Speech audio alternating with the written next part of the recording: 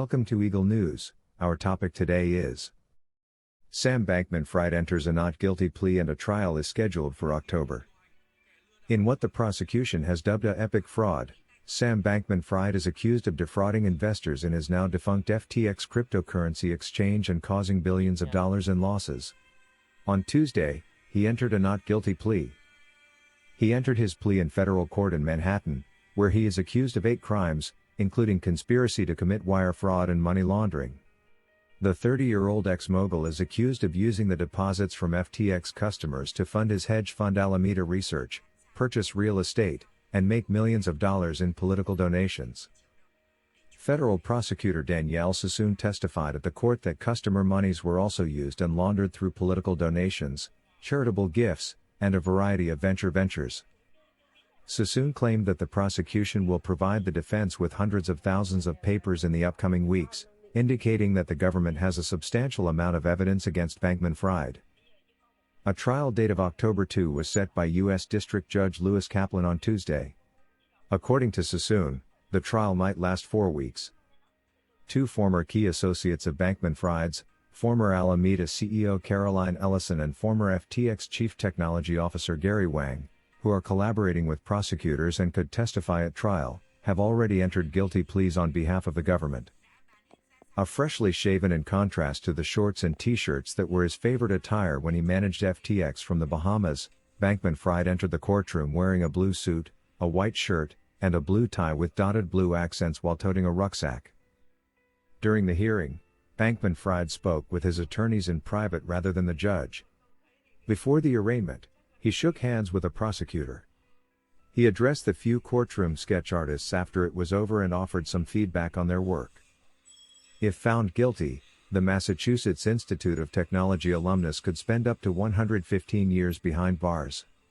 He has already admitted to making errors while working for FTX but has maintained that he is not guilty of any crimes.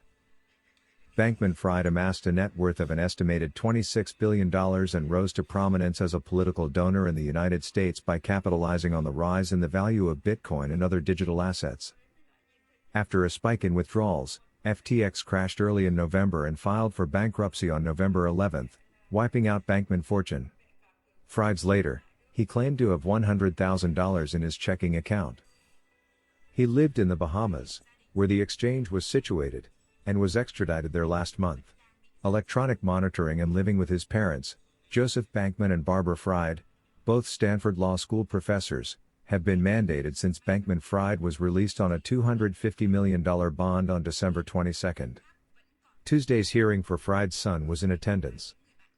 Tuesday, Kaplan added a new bail requirement that forbade Bankman-Fried from using FTX or Alameda assets. Sassoon had earlier charged Bankman-Fried with attempting to move assets to an unnamed foreign nation that he believed to be more tolerant. Although she claimed there was no proof Bankman-Fried had carried out the transactions, she said authorities were also looking into claims from late last month that money had been transferred out of Bitcoin wallets in Alameda. Bankman attorney, Fried's Mark Cohen, claimed that his client did not make the transactions to and from Alameda.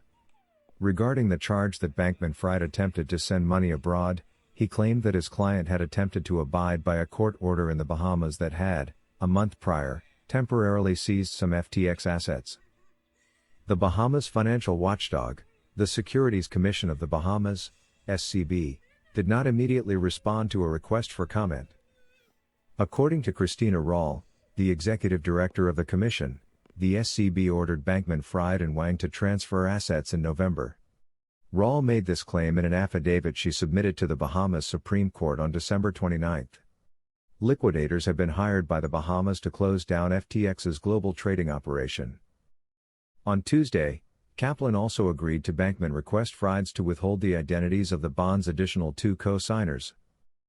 Bankman attorneys Fried's claim that since FTX's demise, his parents, who co-signed the bond, have received physical threats and that additional co-signers may experience similar harassment.